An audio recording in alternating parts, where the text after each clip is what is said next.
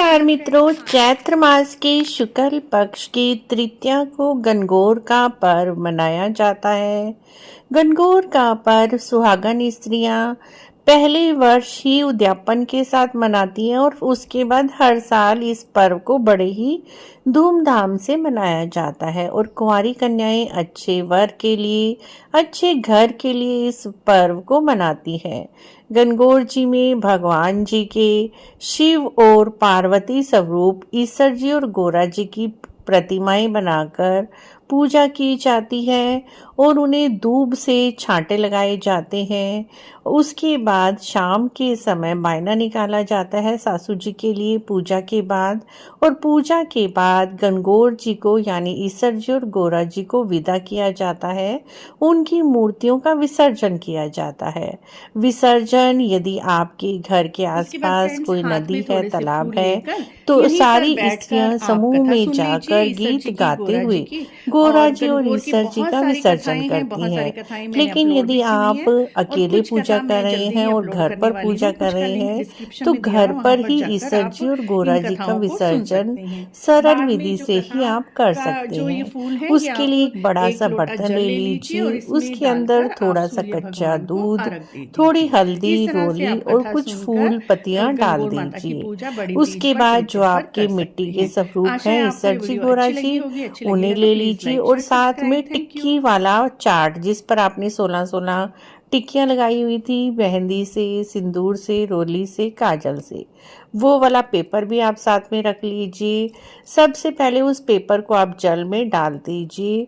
जल में कागज है, जल्दी ही घुल जाएगा। उसी तरह से जो मूर्तियां मिट्टी की बनाई हुई हैं आपने, या मिट्टी की बाजार से लेकर आए हैं, मिट्टी भी जल में आसानी से घुल जाती है। और इस तरह से आप गोरा जी और ईश्वर जी की विदाई कर दीजिए। साथ में थोड़ा सा मीठा डाल दीजिए, पताशे या गुन्ने आप जल में डाल दीजिए और कुछ सिक्के डाल दीजिए, क्योंकि नोट तो पानी में गल जाएंगे, इसीलिए 1 या 2 रुपए का सिक्का डाल दीजिए।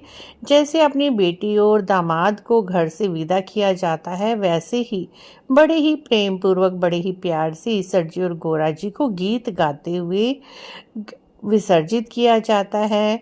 और आराम से उस जल में गोरा जी और ईश्वर जी को विसर्जित कर दीजिए। और शाम के समय जब मिट्टी पानी में घुल जाएगी, क्योंकि मिट्टी से ही ईश्वर जी और गोरा जी को हमने बनाया होता है, तो उस जल को आप सबसे पहले थोड़ा थोड़ा सा घर में छिड़क दीजिए ऊपर से, और जो मिट्टी नीचे बैठ गई है उसे आप घर के गमले में विसर्जित कर दीजिए, यानी डाल दीजिए। इस तरह से घर में ही आसानी से विसर्जन हो जाएगा। और फूल पत्तियां भी सब आप घर के गमलों में ही डाल दीजिए, क्योंकि जो भी हम पूजा पाठ करते हैं उनमें बहुत सारी पॉजिटिव एनर्जी आ जाती है।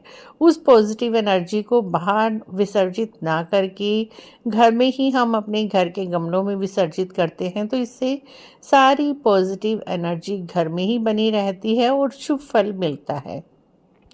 यदि आप ये सारी चीज़ें बाहर विसर्जित करके आते हैं, एक तो उससे जल भी गंदा हो जाता है नदियों का, और साथ में जल विसर्जन करने से जल प्रदूषण फैलता है। लेकिन यदि आप इस मिट्टी को आप घर पर ही गमलों में रखेंगे, तो गमलों में ये खाद बन जाएंगे और खाद के स्वरूप में पेड़ पौधे भी बड़े हो जाते हैं और घर में पॉजिटिविटी आती है। इसीलिए इस जल को आप अपने घर में जो भी पेड़ पौधे लगे हुए हैं उनमें डाल दीजिए, क्योंकि मिट्टी है, मिट्टी में ही घुल मिल जाएगी।